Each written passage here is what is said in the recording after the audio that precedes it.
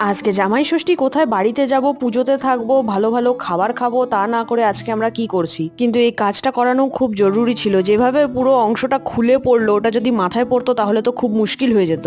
আমি সবসময় বলি আমার কপাল খারাপ, বেচারা আমার বরটারও তো কপাল খারাপ। বিয়ের পরপরে ওকে কলকাতা চলে আসতে হয়, আর এইবার আমাদের 4 নম্বর জামাই ষষ্ঠী, কিন্তু এই 4 বারে ওই মাত্র একবারই বাড়িতে যেতে পেরেছে। এই কথা চিন্তা করে ভেবেছিলাম যে এবার মায়ের হয়ে না হয় আমি তার জামাইকে খুব সুন্দর করে খাওয়াবো, কিন্তু ওই যে আমি প্ল্যান করি আর আমার কপালের কাজ হচ্ছে সেই প্ল্যানগুলোকে ভেস্তে দেওয়া। যাই হোক, এই কাজগুলো করানো জরুরি, কিন্তু এই কাজের জন্য আশেপাশে যতটা নোংরা হচ্ছে সেগুলো পরিষ্কার করতে আমার অবস্থা খুব খারাপ হবে। তাও ভালো, এনারা দুজনেই আমার অনেকটা কাজ কমপ্লিট করে দিল, কারণ উপরে পরিষ্কার করা ওই মই ছাড়া সম্ভবই না। যেহেতু সিমেন্টের কাজ, তাই ঘর তো একদিনে পরিষ্কার হবে না, 3-4 দিন আমার লাগবেই। তার মধ্যে এই জায়গাগুলোকে 2-3 দিন জলও দিতে বলেছে। তার মানে জিনিসপত্র যা সরানো হয়েছে এখন আর জায়গা মতো রাখা যাবে না। দেখা যাক এই পরিষ্কার পরিচ্ছন্ন কবে কমপ্লিট হয়, আর আমার প্ল্যান যেটা এখন হয়নি সেটা পরে হবেই।